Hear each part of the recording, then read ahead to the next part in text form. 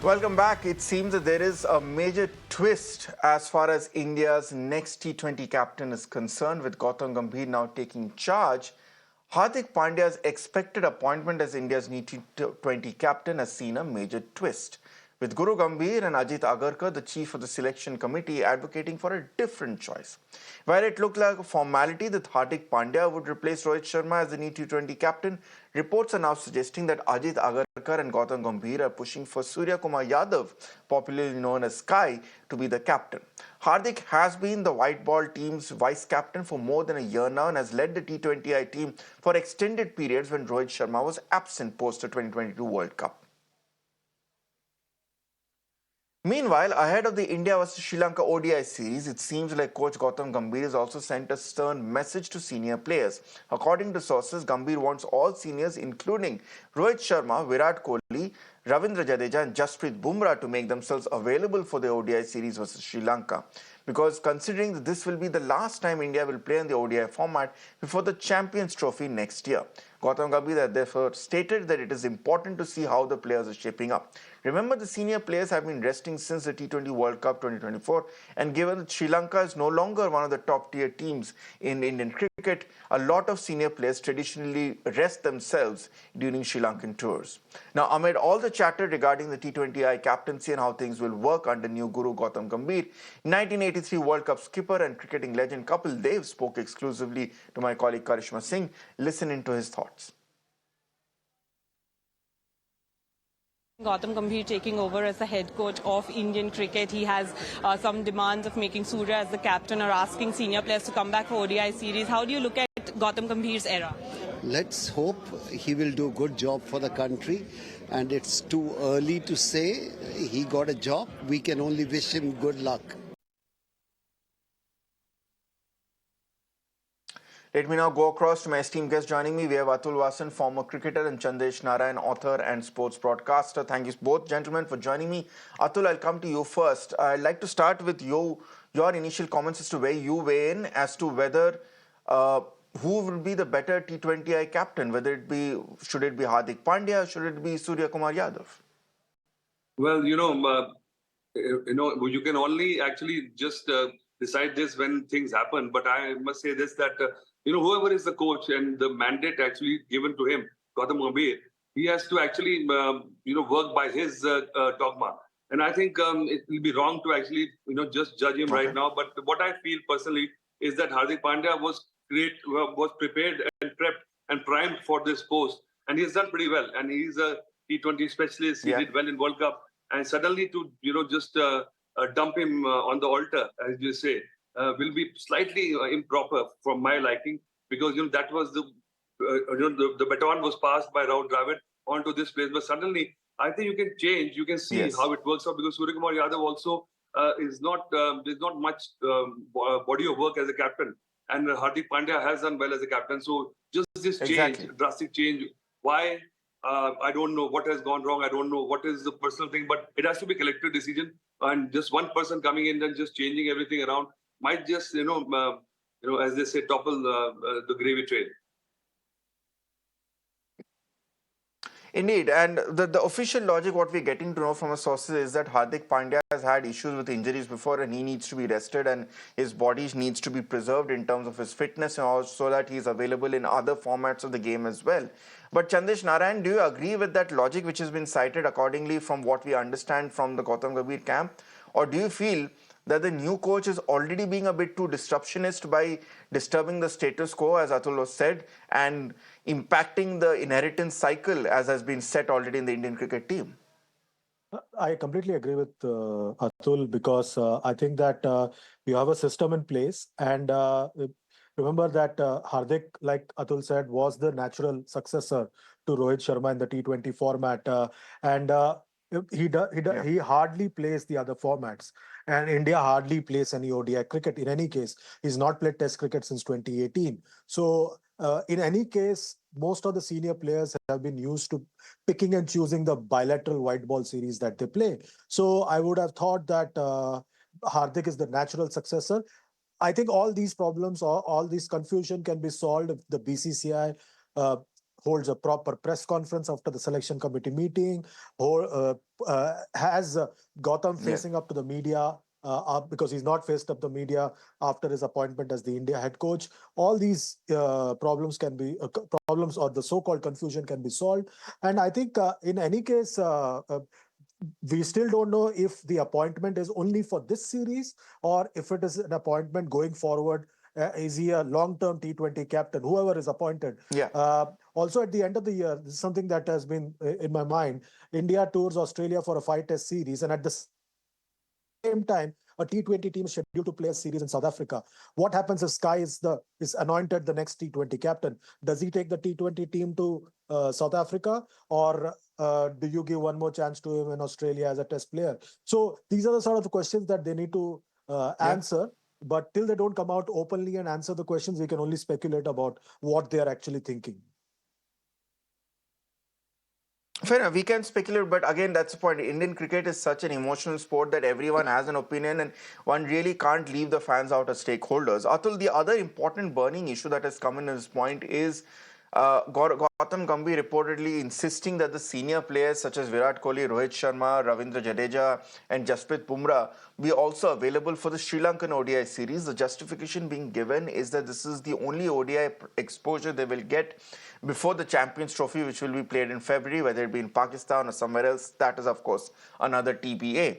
But is this another justified decision? On one hand, yes, if it's the only ODI series, everyone should be available for selection. But on the other hand, it's the Sri Lankan series. No offense to the Sri Lankans, but they're no longer a tier A opponent for us. They're not even playing the Champions Trophy. And players like Virat Kohli and Rohit Sharma are expected to be automatic selections. It's a good it's a good time to test out the bench strength. Do you agree with that tactic as well, Atul? Yes, I agree with that. I agree with Gautam Gambhir there that, if you're available, then you can't just pick and choose which series you play because that sends the wrong signal. And if the coach and the management wants you to play, you have to play. Yeah. Coach and the system is in place is that they know when you need a rest and which is not important. But if they feel for the larger good of the Indian team and the preparation, they need to belong to the team. They probably sit out for a couple of matches and, they can give chances or, but they have to be seen to be doing the right thing. You can't just come and suddenly parachute yourself down in the team just before the series, which is the wrong thing to do because the players who perform well, they also know that they are just being used as a stepney. As soon as the tire is repaired, they will be dumped back as a stepney and the new tire will be put back, which is not the right way to go. I think if Indian cricket has followed Australian template, they have actually achieved a lot because of the Australian template they followed, because of the propriety, because of the players knowing and the transparency between the system. Maybe not to the media or other people, but within the system, each player knows why, where, and how he's going to play and where he fits in. So I think within this, if they can just follow this, that if you prime somebody just for this excuse that he is unfit or whatever, if he's unfit, then he'll not be playing at all. But if he's fit and in the team and he's been prepared for the role for 2 years and suddenly somebody becomes captain, it's the same thing as Mumbai Indians putting Hardik Pandya as a captain, removing Rohit Sharma, and then we all know what happened. Exactly. Chandesh, to you, I want you to comment on that because as Atul pointed out, this policy of players being able to pick and choose what tournaments they want to play for is not the right trend, needs to be corrected. But then again, it's been going on for ages. Whether it be Sachin Tendulkar and Virendra Sehwag, I remember in the initial parts of Dhoni captaincy era, Mahendra Singh Dhoni himself would often not be available for a lot of series towards the end of his tenure. And now we are seeing the same with Rohit Sharma and Virat Kohli as well. With players like Jasprit Bumrah, there's another threat also that given that he's really the jewel in India's crown when it comes to the bowling attack, why risk him to a possible injury just before the Champions Trophy? So is this a trend which needs to be buckled in terms of players? All players should be available for all series, should not be able to cherry pick? Or is it time to also put a bit of schedule management, given the fact that India plays so much cricket across so much formats? I think that is there already in place. Like Atul said, they don't really need to communicate that to us publicly. But internally, everybody's aware of what they are supposed to do, which format they're supposed to do, how many deliveries they need to bowl in the net session, how many matches they need to play. They really manage their schedules very well. I think that there's also a one-day series before Champions Trophy against England. There are 3 matches there against England in February, just before the Champions Trophy. So I think that you already have those 3 matches. In any case, I think bilateral one-day series don't really have much of a context, so it wouldn't really make a big difference if these three Okay. superstars or 4 superstars don't turn up for this one-day series. Though I still believe that someone like a Rohit Sharma might still turn up for those 3 matches against Sri Lanka as the leader. Remember, there's a 1.5 month break before the next series against Bangladesh gets underway on September 19th. So that might be something that the players might look forward to. So Rohit might still end up leading the side in Sri Lanka in the one-day series, but overall, I think this bilateral white ball series or any bilateral ODI or T20 series don't have much of a context, and that's something that most players keep talking about, and that's why they sort of look to take breaks during those matches. So I think it's fair on the part of the players, and it's also fair on part of Gambhir to demand that they are there, because this is the first time that he'll be managing this group as the head coach with the big boys being there. Remember, they won't be there for the T20 series. So he would want to have interactions, talk to them. There's Okay. only that much that you can talk over messages and over Zoom calls and so on and so forth. You would want to have Yeah. one-on-one meetings as well with them. Maybe he has it with them before the Bangladesh series at an extended camp. Who knows? Okay, my final question, Atul, I'll let you have the last word.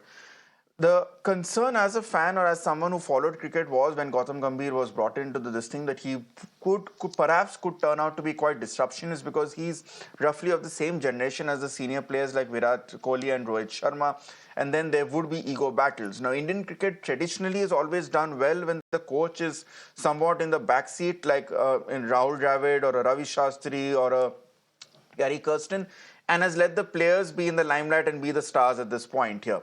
But there is also fear that Gautam Gambhir may actually turn out to be a bit more of Greg Chappell than Gary Kirsten. Given the two debates, I'm not going to call them controversies yet, but given that the two debates that have already come in within a few days, Chandesh, I'll come to you as well. Let me just get a word from Atul. Given that there is a few days into Gautam Gambhir's tenure as coach, and we have already had two debates coming in, are there genuine fears of Gautam Gambhir being a bit too disruptionist this early on in his coaching tenure? Well, we always thought about it, and Gautam has his own mind, but I think he's smart enough to know that when to actually pull back a bit, because certain players actually have earned that kind of leverage sometimes to pick and choose and all that, and you've named few of them, and I think it's justified that when you've done so much, then sometimes even the team's dogma doesn't sit well with your personal mindset at that point, and you are allowed to go that extra mile, which normally a player shouldn't get. And in India's system, I think that has to be, if he understands this, then I think this transition time for the next year or so, when Virat and Rohit are going to be there, will be amicable. But I think if you just have these, if you take a stand and you don't back down, then we might just see a meltdown, which I hope doesn't happen. And I think Rohit and Virat actually should sit down with the team management, not just Gautam, with the other stakeholders, and have just make their exit plans more transparent, so that there is not much traction and much conflict. Okay.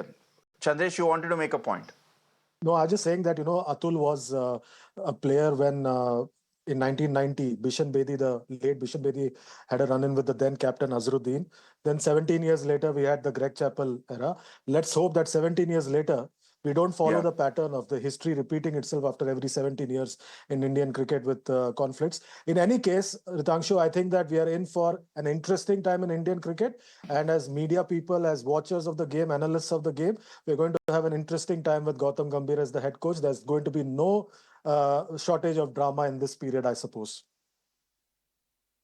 Interesting is the word. I mean, it's the safest word you could think of, given the fact that there is so much of emotional investment in the cricketing team, given the fact that we have finally won a trophy.